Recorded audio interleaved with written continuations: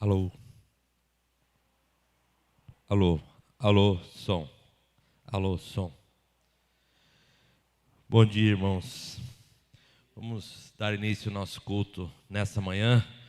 Convido a igreja a abrir a palavra de Deus no Salmo 139. Salmo 139.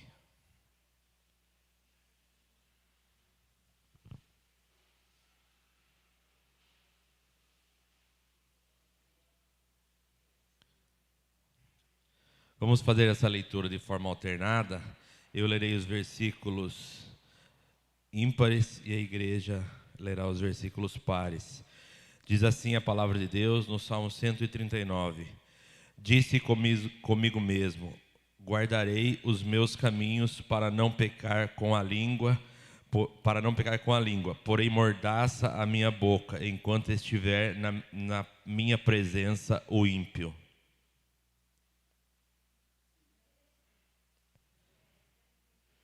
Trinta e nove. Não, me desculpe, eu acho que teve um entendimento errado, mas é o Salmo 39.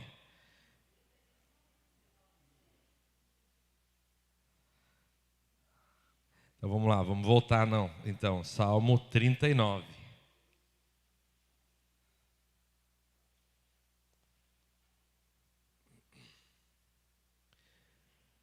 Eu me enganei então na hora de falar.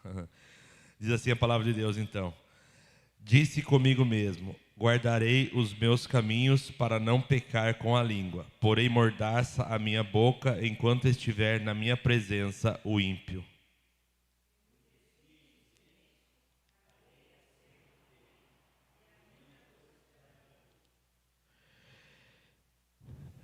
Esbraseou-se o meu peito, esbraseou-se-me no peito o coração, enquanto eu meditava, ateou-se o fogo. Então disse eu com minha própria língua: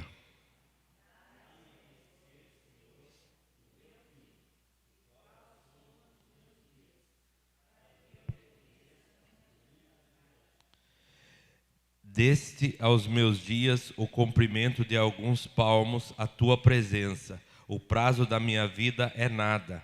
Na verdade, todo homem, por mais firme que esteja, é pura vaidade.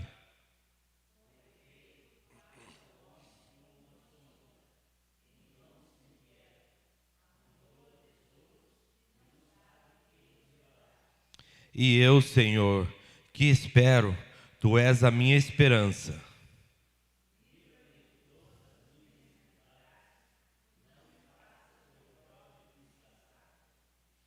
Emudeço, não abro os lábios, porque tu fizeste isso.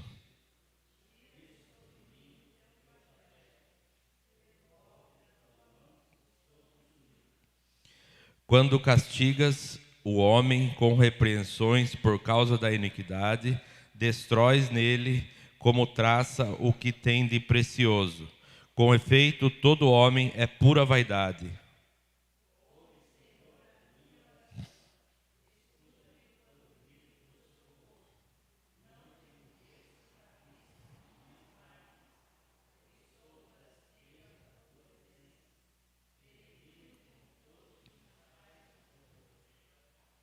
Desvia de mim o olhar para que eu tome alento, antes que eu passe e deixe de existir. Vamos colocar em pé. Eu convido o presbítero Jefferson para fazer uma oração nesse momento.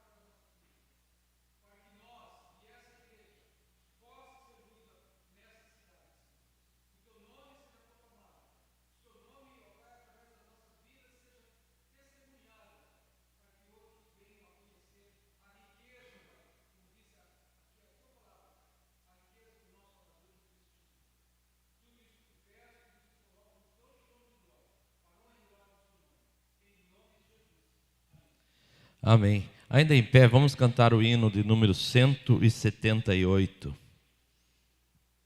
Hino 178.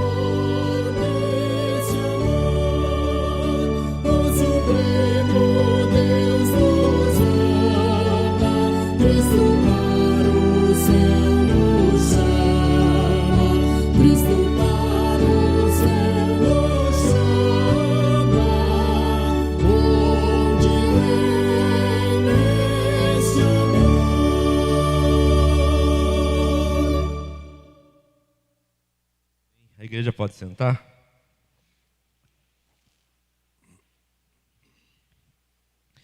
Vamos abrir a palavra de Deus no livro de Romanos, capítulo 12, versículo 15. Romanos 12, 15.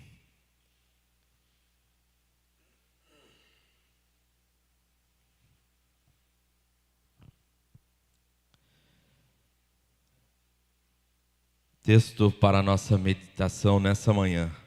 Romanos 12, 15 diz assim a palavra de Deus: alegrai-vos com os que se alegram e chorai com os que choram.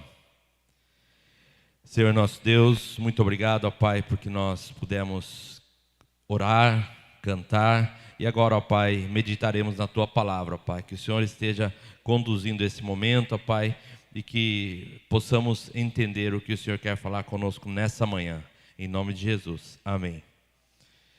Então, para uma breve reflexão, eu queria falar com os irmãos acerca da segunda parte desse versículo, né? Já é um versículo curto, né? E eu quero falar da segunda parte, chorai com os que choram. O que é empatia? Todo mundo aqui deve saber o que é empatia, né? Então, empatia é a capacidade das pessoas, ou de nós, né, nos colocarmos no lugar dos outros e nós pensarmos como os outros pensam quando acerca de um determinado ponto comum, né? Enfim, de maneira geral, é você estar disposto a entender a dor do outro e se colocar no lugar dele, como seria se estivesse acontecendo com você, né?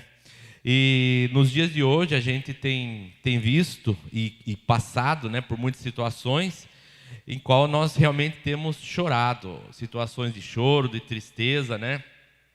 E nós temos visto muitas pessoas chorando sozinhos, né?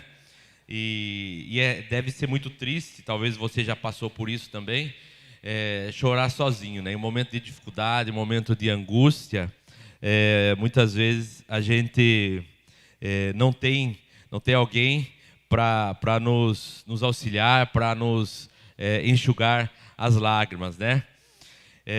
Então, a gente precisa valorizar e precisa entender, né, que é muito bom quando se tem alguém para chorar conosco, né? É muito bom quando você tem uma pessoa disposta, né, e disponível a chorar com você, né? Quem aqui nunca passou por algo na vida, por um deserto na vida, né? Um deserto em que seja lá qual for o aspecto que você passou, né? Pode ser um deserto de doença, pode ser um deserto de uma situação, de uma crise financeira, de uma crise familiar, relacionamentos, né? Enfim, todos nós passamos por desertos na vida, né? E até mesmo pelo vale da sombra da morte, né? Muitas vezes nós passamos por dificuldades imensas, né? Das quais nós pensamos que nem vamos superá-las, né? E quantas vezes nós passamos por isso sozinhos, né? Então, as pessoas que não estão conosco, né? Muitas vezes estão acerca de outras situações, né? Buscando outras coisas na vida, ao invés de auxiliar quem realmente precisa, né? E a gente tem visto isso, tem visto que isso tem ocorrido, né? Cada vez mais nos nossos dias, né? Pessoas com muitas dificuldades, né? E tem se intensificado nos nossos dias, tem sido acentuado, né?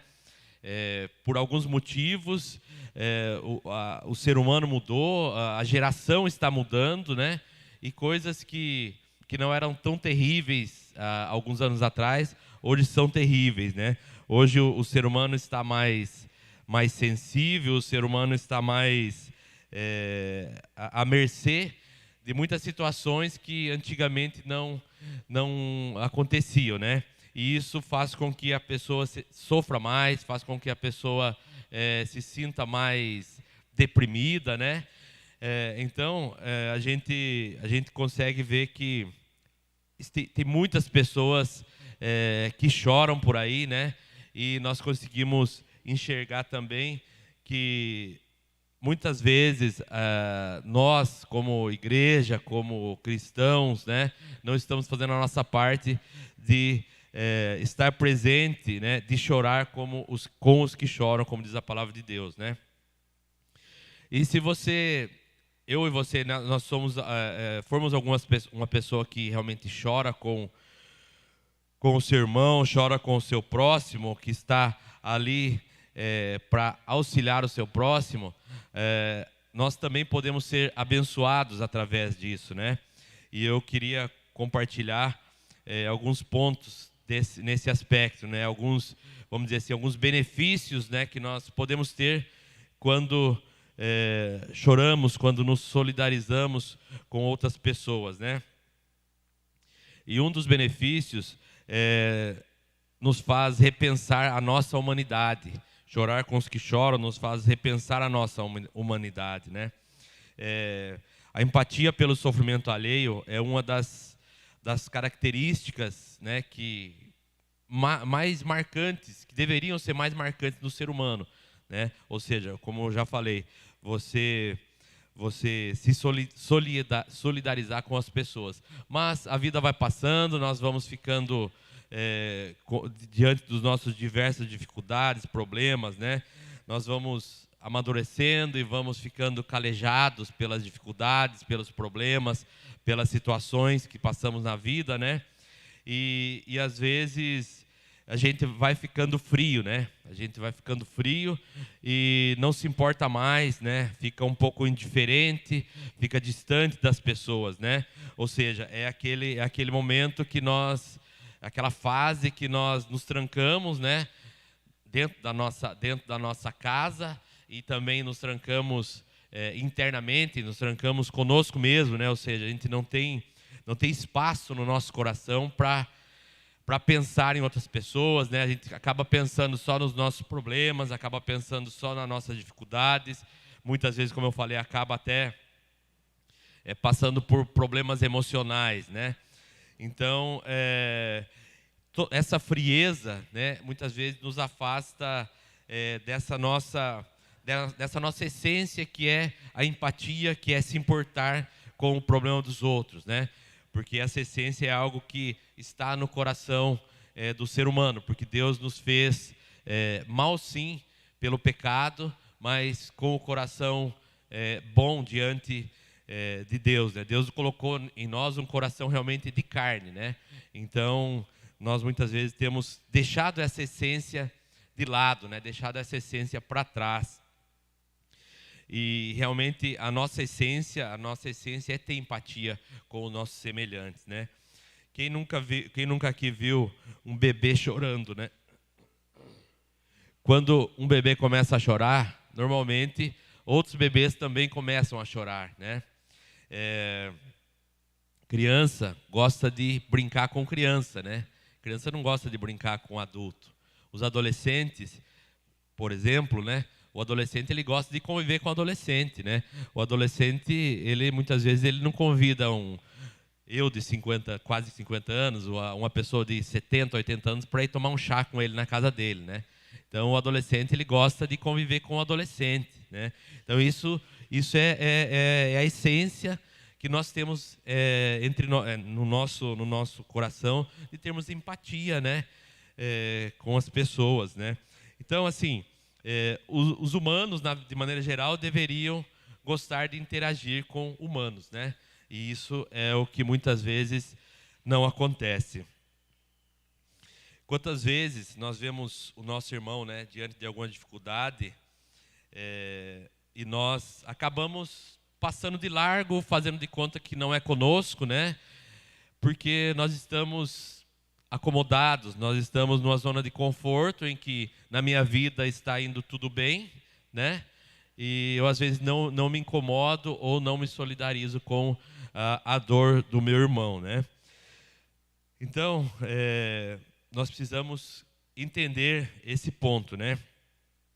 Ter empatia e se importar com os problemas das pessoas, com os problemas dos outros, realmente dá trabalho, né? Toma o nosso tempo, porque às vezes a semana da gente é tão corrida, o dia da gente é tão corrido, né? E às vezes quando eu paro para descansar e para rever, né, a minha vida e tudo mais. Ou às vezes até eu não vivo uma vida tão corrida, mas de qualquer forma me importar com o outro, com o problema de outra pessoa, realmente ele toma tempo, ele exige uma atenção e dá trabalho, né? Mas na palavra de Deus fala que nós realmente temos que nos importar com o problema dos outros. Lá em Gálatas 6:2 nos fala: levai as cargas uns dos outros, e assim cumprireis a lei de Cristo. 1 Coríntios 12:25 nos fala: para que não haja divisão no corpo, mas antes tenham os membros igual cuidado uns dos outros. E aqui ele está falando da igreja, né, do corpo de Cristo. A igreja como corpo de Cristo.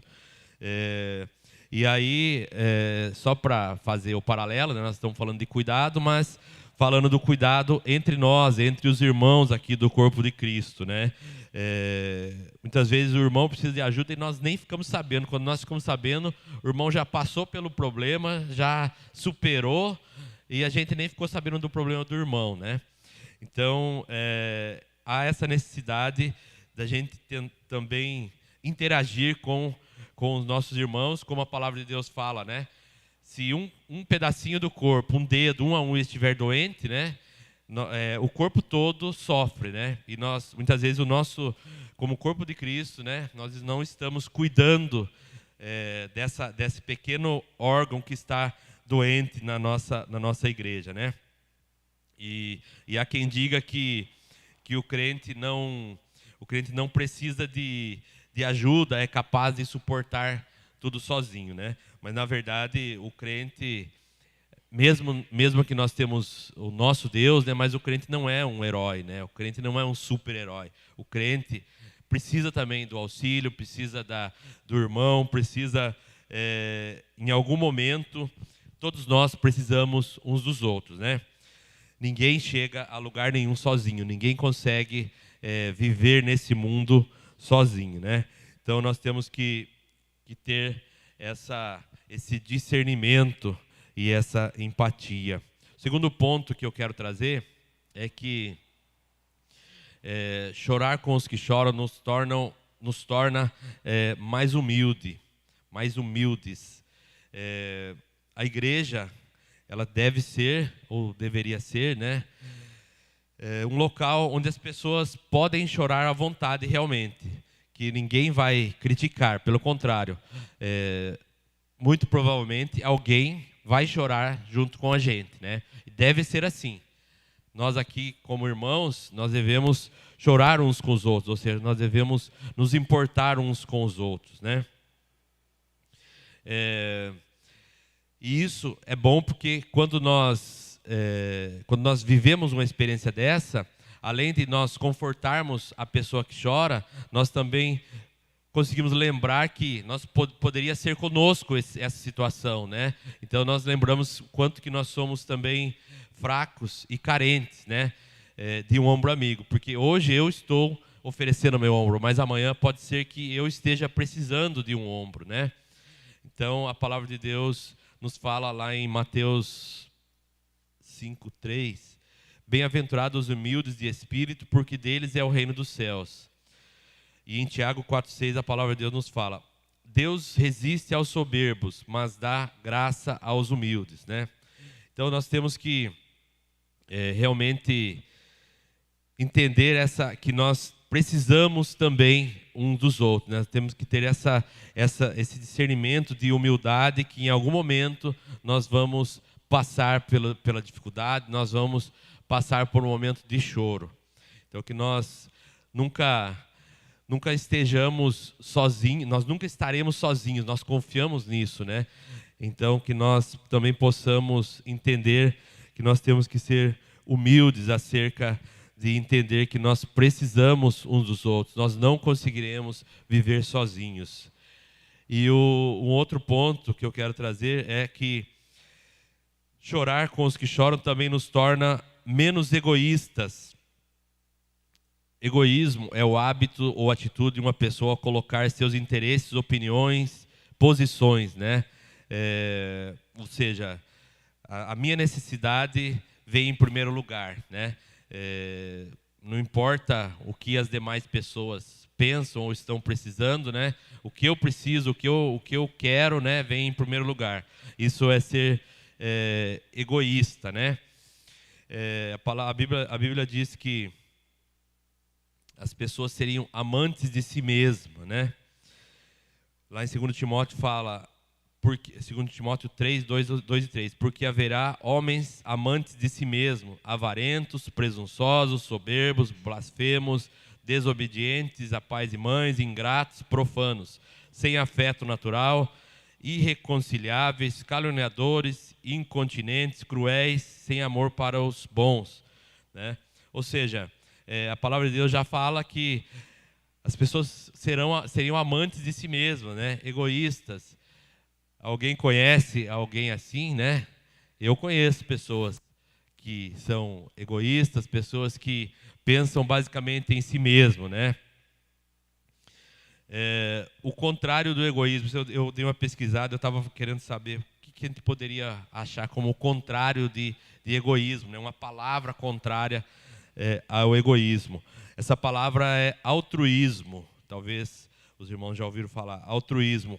Altruísta é o adjetivo que define um indivíduo que pratica o altruísmo, ou seja, que se dedica aos outros, né? Também é visto como sinônimo, né? Filantropia, solidariedade.